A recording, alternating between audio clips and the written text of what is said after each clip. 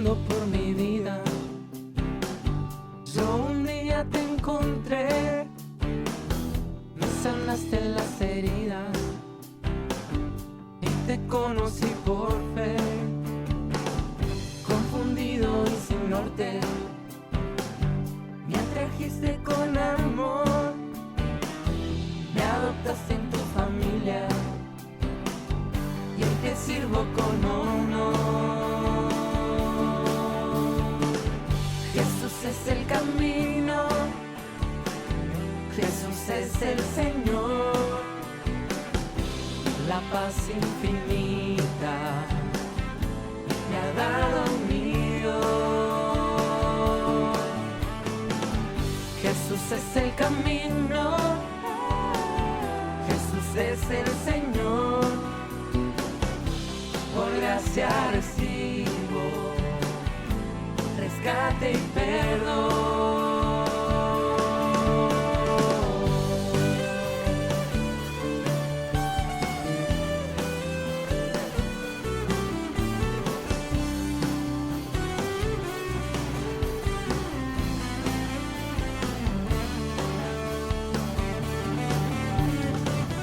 He encontrado la senda, el camino al hogar, mi esperanza se afirma en tu promesa, Señor.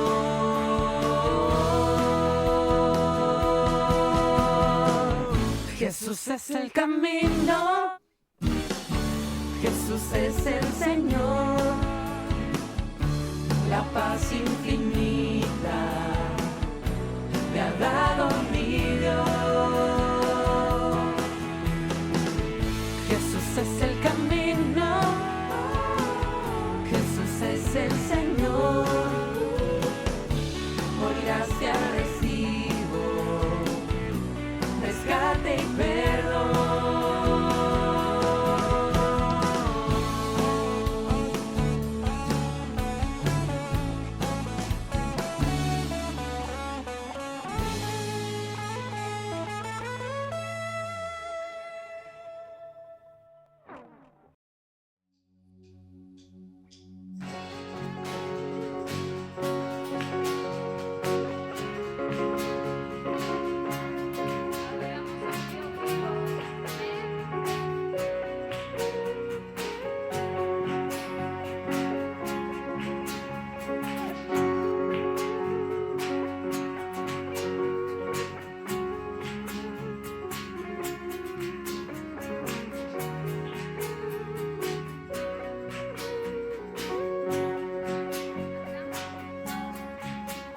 El Dios que hizo los cielos y la tierra, con el poder de su palabra, reina con autoridad. El Dios que aún los vientos le obedecen, una palabra es suficiente para los muertos levantar. Nadie es grandioso,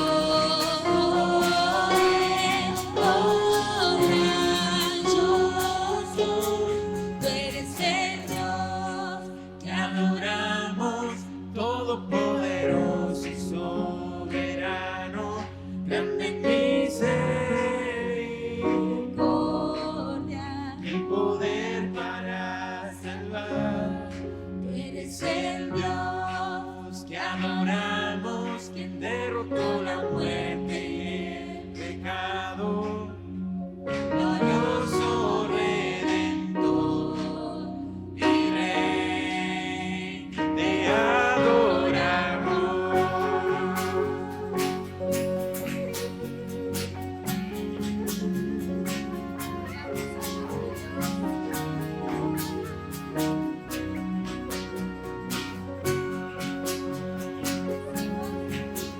el Dios que descendió desde su trono para llevar sobre sus hombros nuestra culpa y transgresión.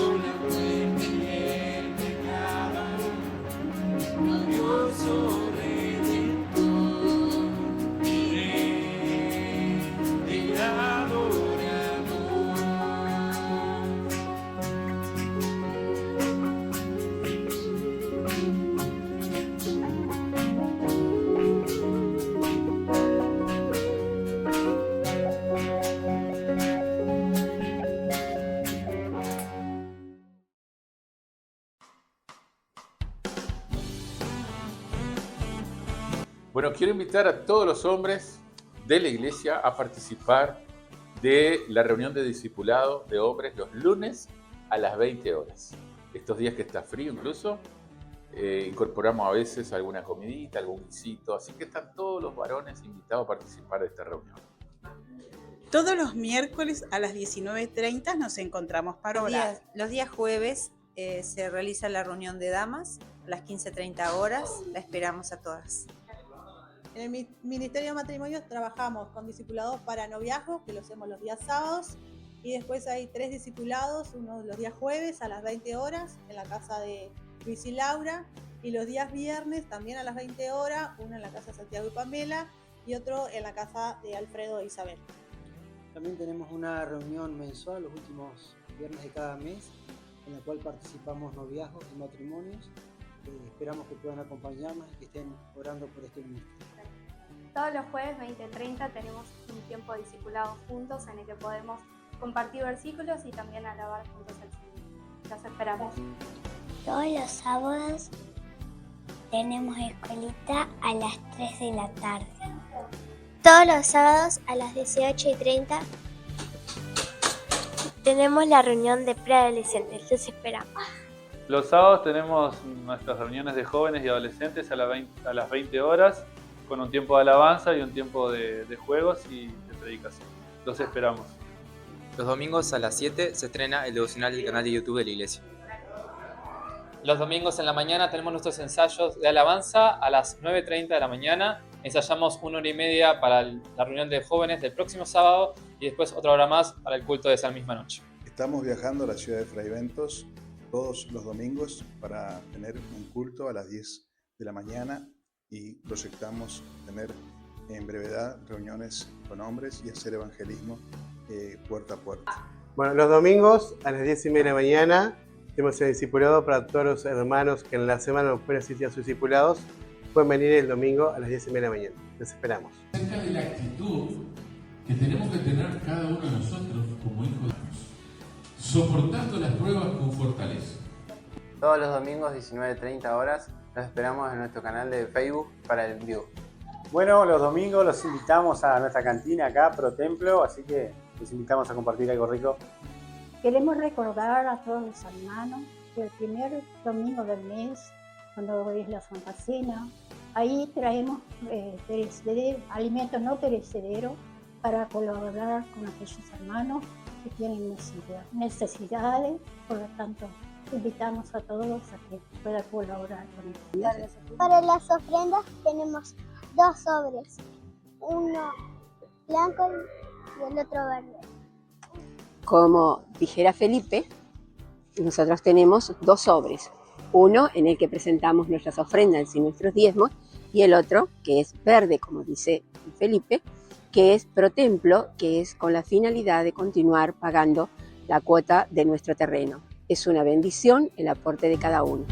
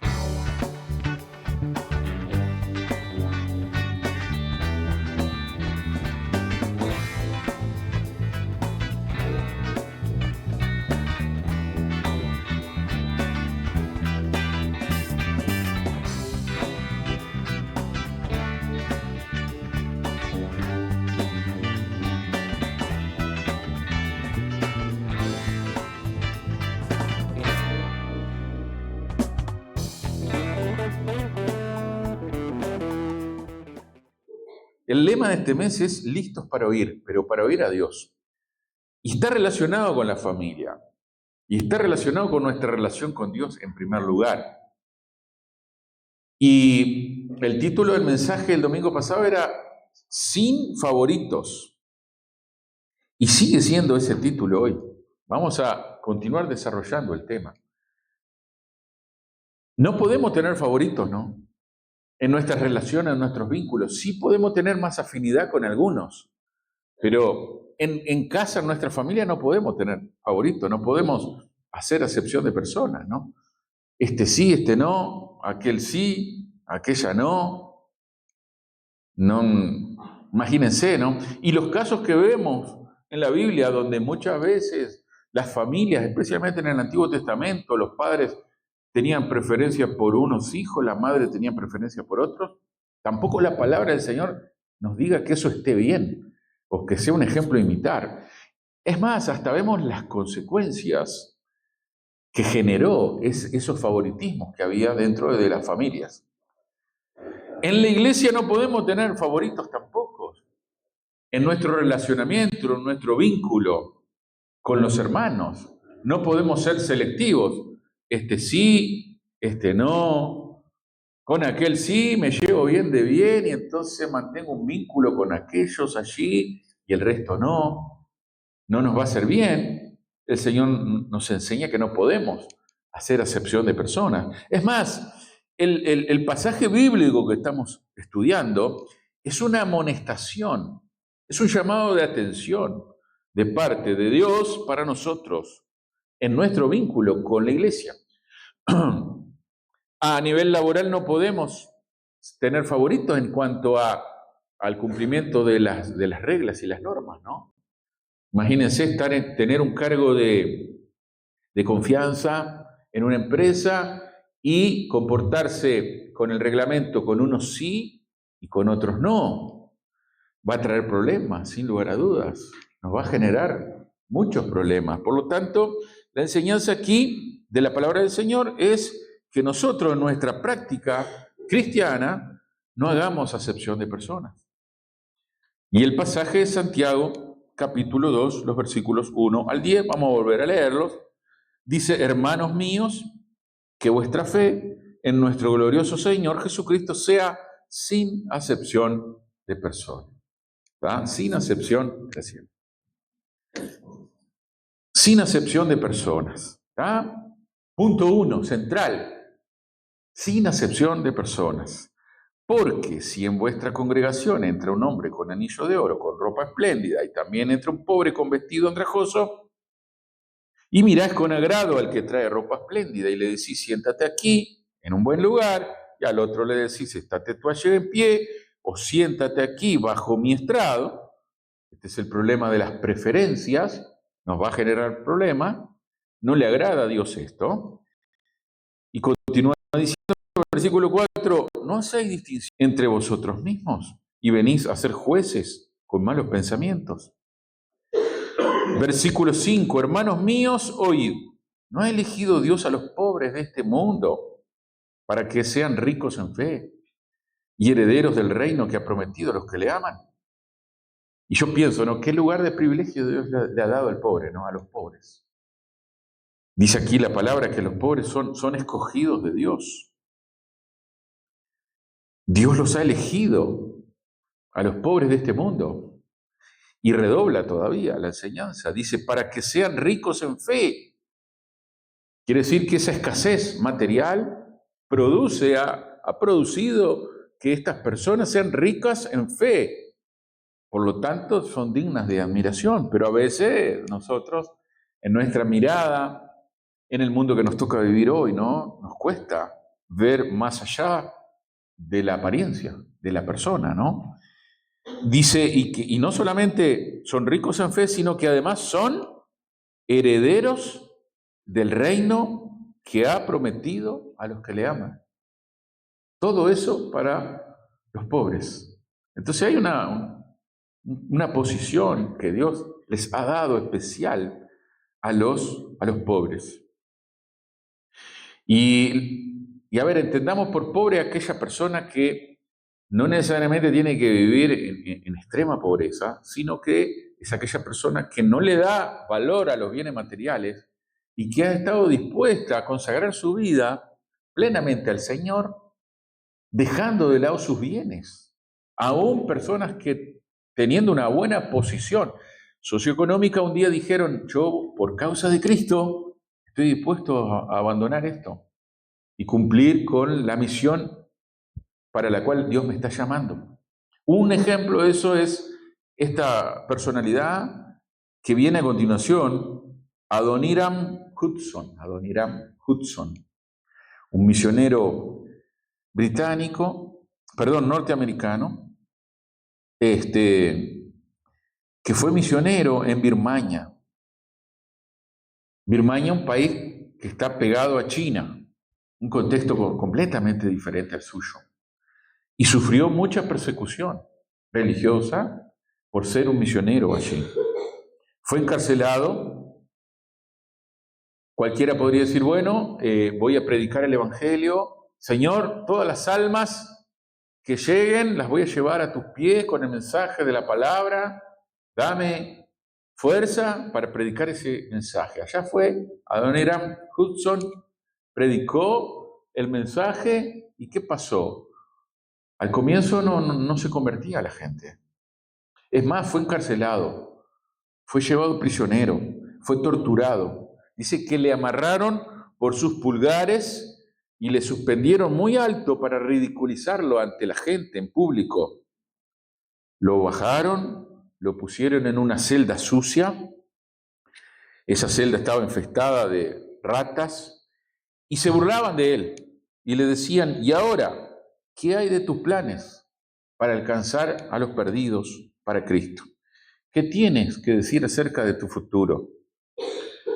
La respuesta de Adoniram Hudson fue: mi futuro es tan brillante como las promesas de Dios.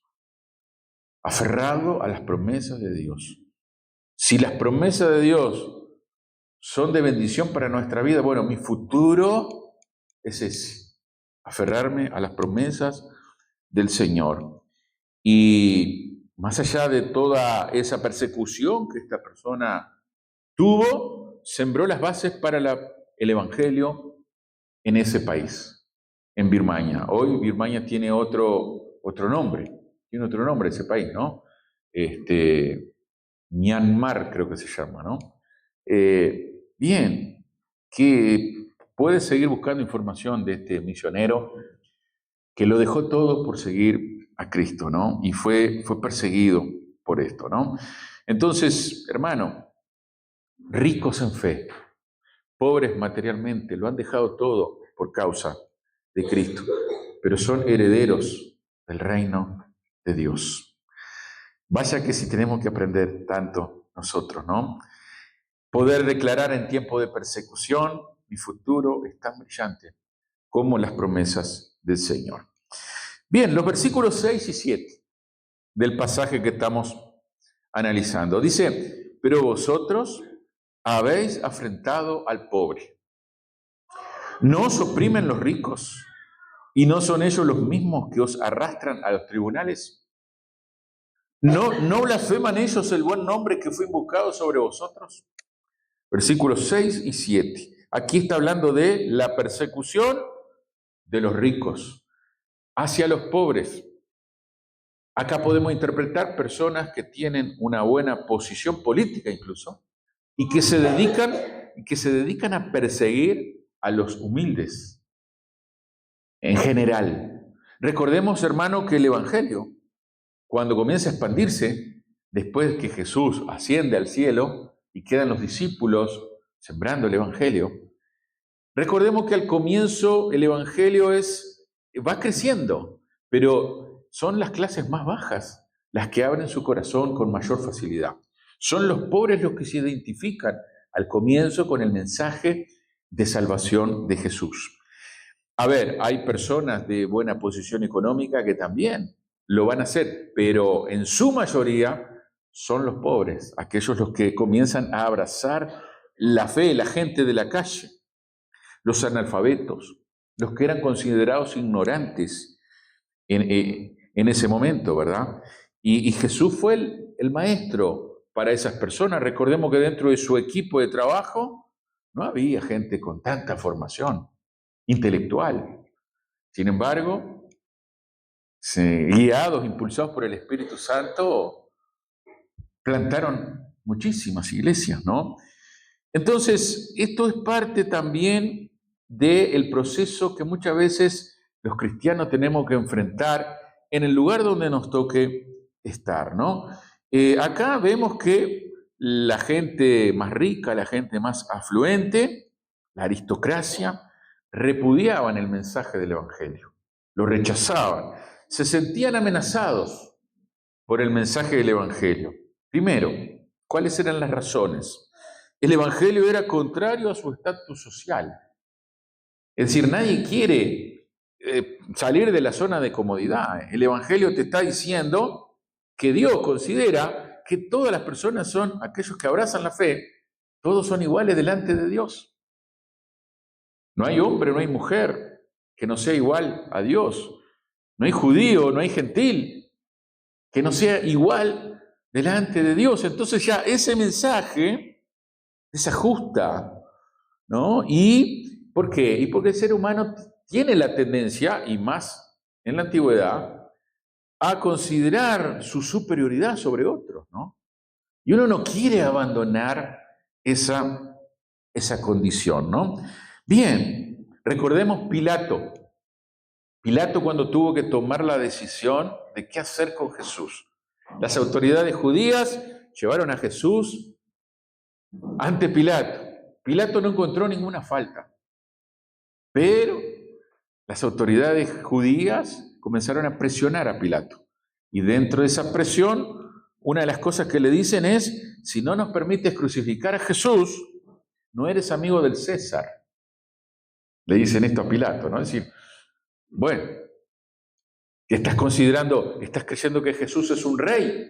El rey es César. ¿Y vos en quién crees? ¿No? Y ante ese cuestionamiento, Pilato no pensó dos veces, ¿verdad?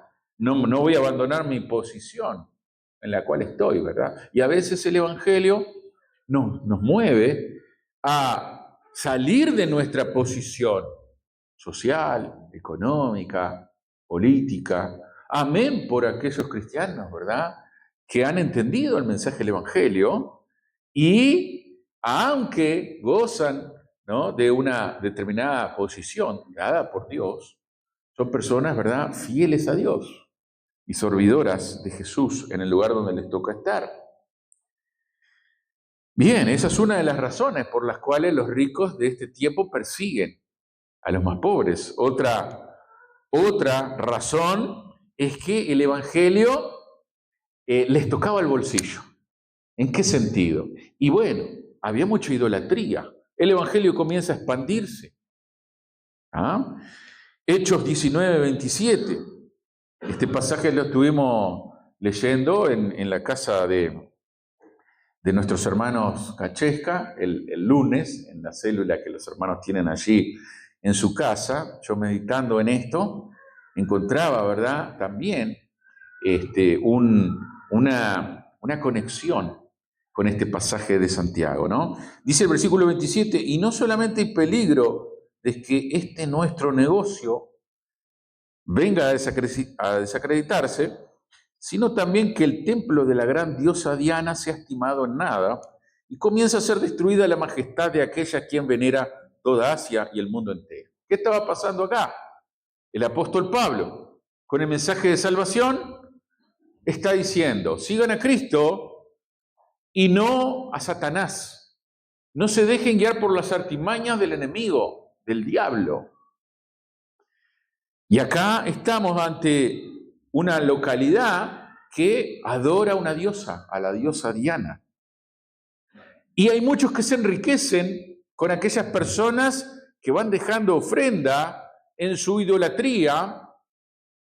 Y hay muchos que venden joyas y amuletos, y hay toda una industria creada detrás de esta idolatría, de este tiempo, ¿no? Yo pensaba que acá en Uruguay algo parecido ocurre con San Cono, en Florida, ¿verdad? En alguna época del año, donde hay toda una industria creada en torno a esa idolatría, ¿no? Y claro, imagínense, el apóstol Pablo viene con el mensaje de salvación, diciendo, no, esto no sirve, esto no agrada a Dios, esto es contrario a las cosas de Dios. Entonces, claro, la reacción de aquellos que están en el poder no es la mejor, y comienza una persecución hacia el apóstol Pablo y los discípulos que están llevando el evangelio, la predicación del evangelio. Hechos 16, versículos 16 al 19. Dice, aconteció, el relato ahí de los discípulos, aconteció que mientras íbamos a la oración, nos salió al encuentro una muchacha que tenía espíritu de adivinación, la cual daba gran ganancia a sus amos, adivinando.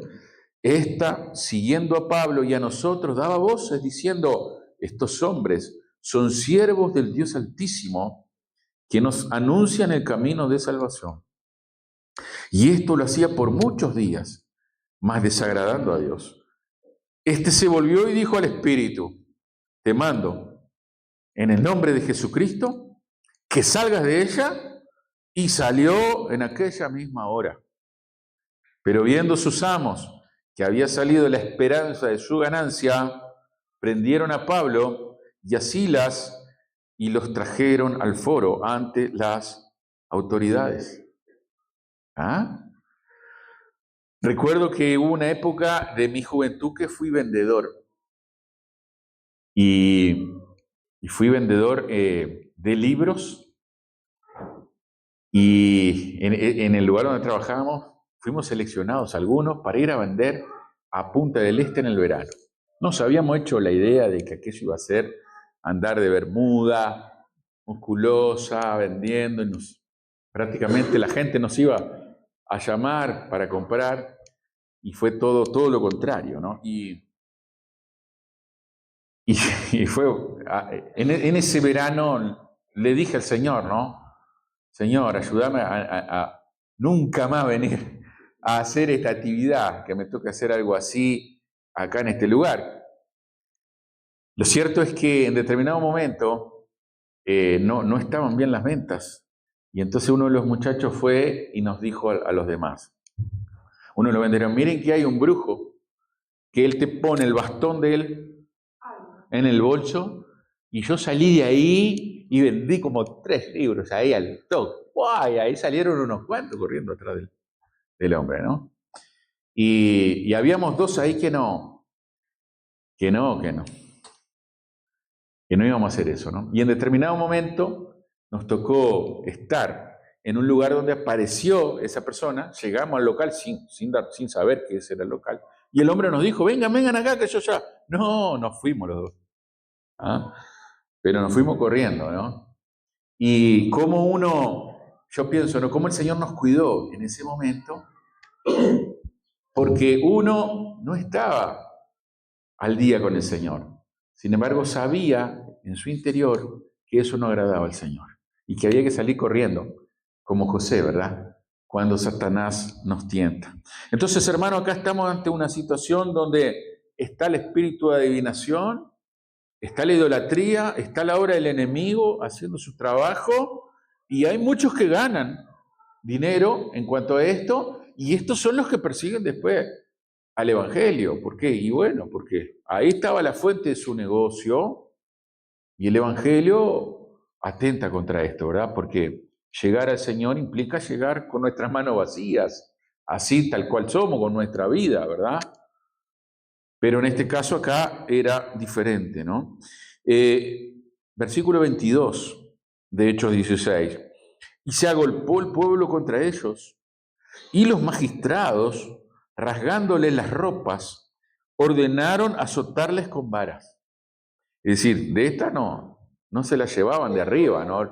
Los discípulos. Esto sí que es pobreza en el sentido de no tener recursos como para poder defenderse de una situación así y sufrir, ¿no?, la pobreza material por causa de estar predicando el Evangelio de Cristo. Versículo 23, después de haberles azotado mucho, los echaron en la cárcel, mandando al carcelero que los guardase con seguridad, el cual, recibido este mandato, los metió en el calabozo de más adentro y les aseguró los pies en el cepo. Esta es la vida del gran apóstol Pablo. Un hombre que tenía una buena posición económica, perseguidor de los cristianos incluso, y cómo su vida cambió radicalmente por causa de Cristo, al punto de estar dispuesto a ser humillado y vituperado por causa del Evangelio, ¿no? En este caso acá, el Evangelio atacado por aquellos que se enriquecían a través de la idolatría. Ahora bien, nosotros, hermanos, tenemos que abrazar el genuino Evangelio de Cristo, aquel que nos hace presentarnos delante del Señor tal cual somos. El Evangelio que no hace distinción de personas. El Evangelio que nos abraza. Jesús nos ama a todos por igual y tiene un trato especial con cada uno de nosotros, diferente, porque somos diferentes, pero sin distinciones ni ninguna clase de favoritismo. Somos los seres humanos los que hacemos esta clasificación vertical, ¿no? Dios hace una clasificación, sí, pero no es vertical, ¿no? Sino que es espiritual. Salvos y no salvos, ovejas y cabras, lo dice la palabra del Señor, salvados y perdidos, santos con minúscula y pecadores. Esa es la clasificación que Dios hace, ¿no? Pero no deja de amar al ser humano por igual, ni de ofrecerle la posibilidad de la salvación, ¿no? Ahora, cuando se persigue al pobre, al que está en inferioridad de condiciones por causa del Evangelio, eso es blasfemia contra Dios. Es blasfemar contra Dios, ¿no? Es decir, ¿se acuerdan cuando el apóstol Pablo, en aquel entonces Saulo, persiguiendo a los cristianos, tiene un encuentro con Jesús? Y Jesús le dice, ¿no? Saulo, Saulo, ¿por qué me persigues? ¿No? Y en realidad Saulo no estaba persiguiendo a Jesús, estaba persiguiendo a los cristianos, pero Jesús le hace entender que si los perseguís a ellos, a mí me estás persiguiendo.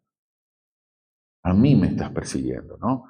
Entonces, cada vez que nos persigan a nosotros, hermano, las personas no lo saben, pero lo que están haciendo es blasfemar contra Dios, rechazar a Dios, maldecir a Dios. Dura cosa te es dar cosas contra el aguijón. Eso es lo que Dios le dice al apóstol Pablo en ese momento. Y Jesús dice, ¿no? De cierto os digo que en cuanto lo hicisteis a uno de mis hermanos más pequeños, aquellos que están en inferioridad de condiciones, espiritualmente hablando, ¿no? Es decir, si lo hiciste a los más pequeños, en este caso aquellos que son perseguidos por la fe, por ejemplo, ¿qué dice Jesús? A mí lo hiciste. A mí lo hiciste.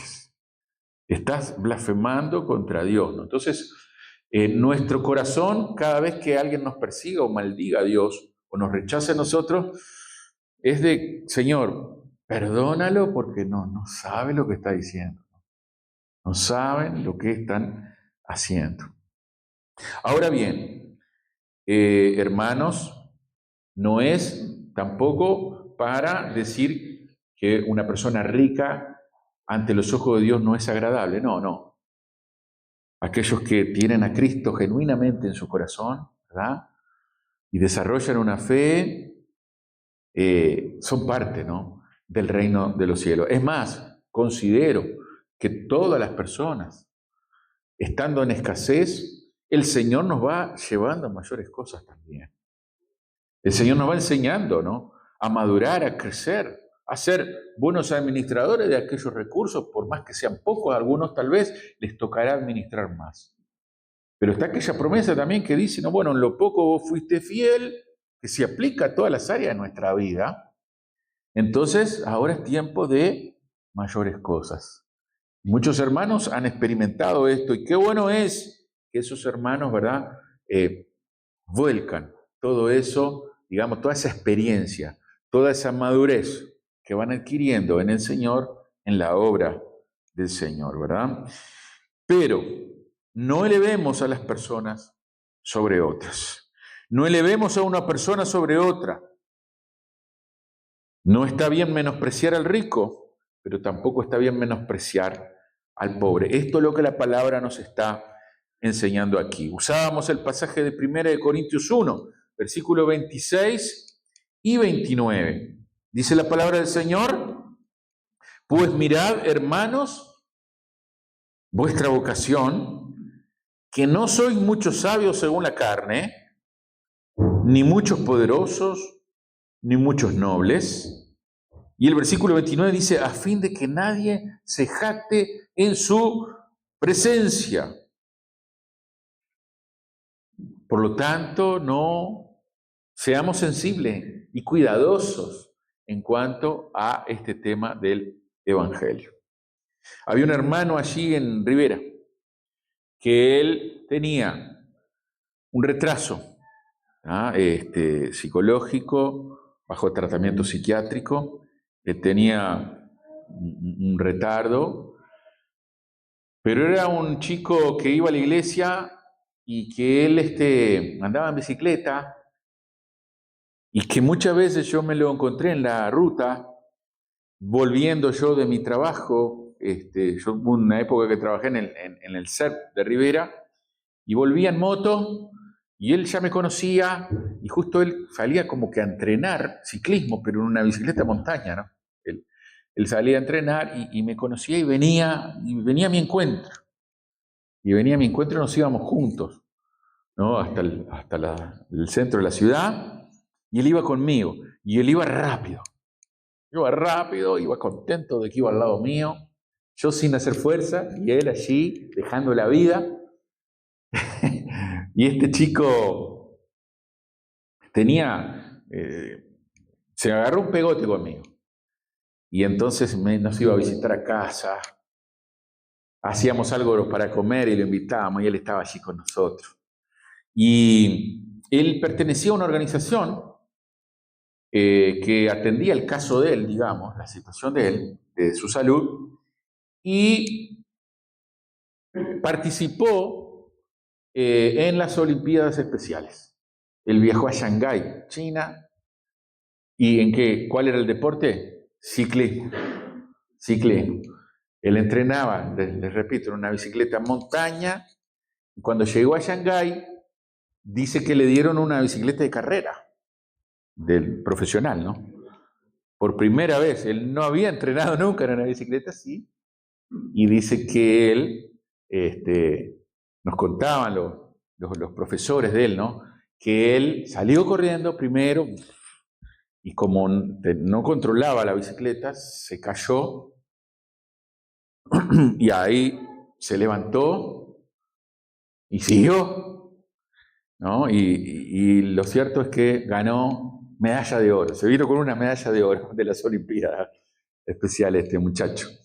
Y en cierta ocasión, él, lo fueron a hacer un reconocimiento en el Estadio Centenario en un partido de Uruguay, por las eliminatorias, Uruguay-Chile, y le iban a hacer un reconocimiento a todo el grupo de chicos que habían participado en las Olimpiadas Especiales y que habían sido premiados, ¿no? Y él tenía su medalla de oro ahí. Creo que tenía una de bronce también, eran 2 medallas que él tenía. Y entonces tenían que ir con un acompañante. Y él tenía un tío que no pudo ir. Y entonces dice que en la institución le preguntaron, bueno, ¿y qué otra persona puede ir si no puede tu tío? Y que él dijo, Andrés. Y allá fui invitado yo. Ese día entré al estadio, no tuve que pagar la entrada. Pasaron los chicos a la cancha y los familiares de los chicos a la cancha, al Centenario ahí, y hicieron un reconocimiento, los aplaudieron a todos, ¿verdad? Y todos los familiares levantaban la mano como si ellos hubieran participado, y yo también levantaba la mano. Estaba acompañando ahí. Este chico, Fabián, en realidad no era el nombre del Fabián, pero todos lo conocí con el nombre de Fabián. Fue reconocido en la intendencia en Rivera. Falleció, ¿no? Falleció Fabián, no hace mucho tiempo atrás. No era, creo que regulaba conmigo en edad, y bueno, tenía un problema de salud importante, ¿no? Pero digo, ¿no? Cómo Dios exalta al humilde, ¿no? Cómo Dios hizo de este joven, ¿no? Cosas que por ahí otra persona, teniendo mayores posibilidades, no alcanzaría, y él sí. Y él iba a todas las reuniones en la iglesia. Campamento que había, él iba. Llegó a ir a La Tuna, a los congresos de Jehu allá estaba Fabián, entreverado con su equipito deportivo, ahí estaba Fabián siempre, ¿no? Cómo Dios hizo una obra maravillosa con el Señor, ¿no? Entonces, hermano, no sois muchos sabios según la carne, dice el Señor en su palabra, ni muchos poderosos, ni muchos nobles, a fin de que nadie se jacte en su presencia, hermano. Para Él somos iguales, somos maravillosos, somos valiosos. No es que unos tienen más valor que otros. A veces hasta uno mismo, el diablo nos pone esas ideas negativas en nuestro interior y hasta uno se siente perseguido, hasta uno se siente como que es desfavorecido por los demás. Y tenemos que partir de esta base. Para Dios somos todos valiosos. No hay favoritos para el Señor. Él nos ha escogido y esto es maravilloso, ¿verdad? Ahora bien, queridos hermanos, yo anhelo que nuestra iglesia sea una iglesia donde la gente que venga vea algo diferente en cada uno de nosotros. Irradiemos el amor del Señor sin ningún tipo de distinciones y que podamos ser reconocidos por el amor que el Señor ha depositado en nuestros corazones. Porque ni siquiera somos nosotros los que generamos ese amor. Somos portadores de ese amor, ¿verdad? Y eso es lo que nosotros tenemos que dar a conocer. El amor que el Señor ha sembrado en nuestra vida. Anhelo una iglesia en donde el amor de los unos por los otros no sea solo una frase, sino que sea una realidad. Algo que uno pueda decir, ¿y qué pasó acá? Y bueno, es el Señor, ¿verdad? Es el Señor el que nos ha transformado, es el Señor el que nos lleva a mayores cosas y nos hace aceptarnos los unos a los otros y amarnos y cuidarnos y querer desear el bien hacia nuestro hermano y hermana. Bien, versículo 8 y 9. Bueno, el versículo 7, que no leí, creo, dice, ¿no blasfeman ellos el buen nombre que fue invocado sobre vosotros? La blasfemia contra Jesús, ¿verdad? Versículo 8 dice, si en verdad cumplís la ley real, qué interesante esto, la ley real, ¿no? Quiere decir que hay una ley que no es irreal. Dice, conforme a la Escritura, amarás a tu prójimo como a ti mismo, bien hacéis. ¿Cuál es la ley real? La ley de Cristo. Esa es la ley real. Recordemos que la ley de Moisés, los religiosos antiguos le agregaron muchas cosas a esa ley. Dejó de ser una ley real, pero la ley de Cristo se resume en esto, ¿no? Amarás a tu prójimo como a ti mismo, como a vos mismo. Ahora tenés que aprender a amarte a vos también, sin que se te vaya la mano, ¿no? Sin pasar a ser narcisistas, pero sí ser responsables con nosotros mismos y agradecer por lo que el Señor ha hecho en nosotros, amarnos a nosotros mismos. Difícilmente vamos a estar en condiciones de amar a otros si no nos amamos a nosotros mismos de una forma saludable, ¿no? Entonces, amarás a tu prójimo como a ti mismo. Pero, nuevamente viene la advertencia, si hacéis acepción de personas, cometéis pecado y quedáis convictos por la ley como transgresores, porque cualquiera que guardare toda la ley, pero ofendiere en un punto, se hace culpable de todos los puntos de la ley, ¿no? Entonces, hermano, aquí el Señor nos está llevando a una práctica, punto 5, práctica apropiada según la Biblia. La práctica apropiada de nuestro relacionamiento con las personas debe ser amar al Señor como a ti mismo. Esa es la ley real. Ahora, para llegar a eso, tenemos que tener un corazón lleno del amor de Cristo. Difícilmente, vamos, por más fuerza que hagamos y querer demostrar que somos sensibles ante las necesidades, si no está ahí Cristo en nuestra vida llenando nuestro corazón, difícilmente, hermano, en algún momento se nos va a escapar el favoritismo, la humanidad, la carnalidad. Ahora, qué bueno es buscar el bienestar de todos y no como en el tiempo en el cual fue escrita esta carta, en donde el bienestar era a expensas de la opresión de los demás. No es eso lo que el Señor aspira, quiere de nosotros, de sus hijos. Por lo tanto, qué bueno es, ¿no?, practicar este amor. Y contagia. El amor de Cristo es contagioso.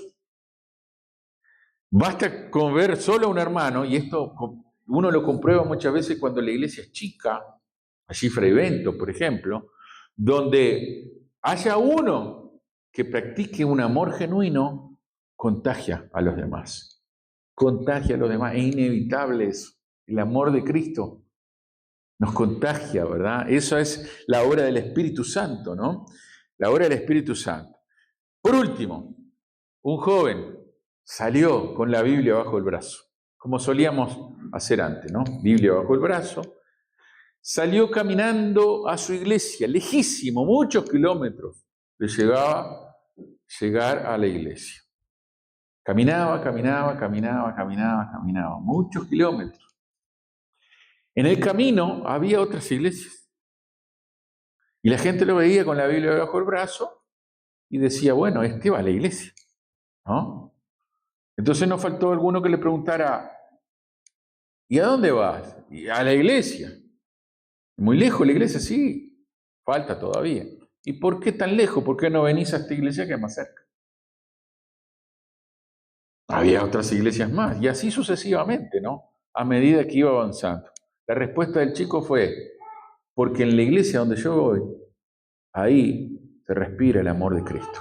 Amén. Ahí está la presencia del Señor que se pone de manifiesto en el amor de los hermanos. Por eso voy hasta ahí. Y yo he conocido, ¿no?, mucha gente que muchas veces se traslada desde muy lejos, y de hecho tenemos hermanos aquí que hacen esto, ¿no? Se trasladan de lejos, porque este es un lugar donde el Señor los ha traído, y aquí está la presencia del Señor, y aquí está el amor de los hermanos, el amor de Cristo presente, puesto de manifiesto en la vida de cada hermano, ¿no? Entonces, la respuesta de este joven, porque en esa iglesia se aman los unos a los otros genuinamente.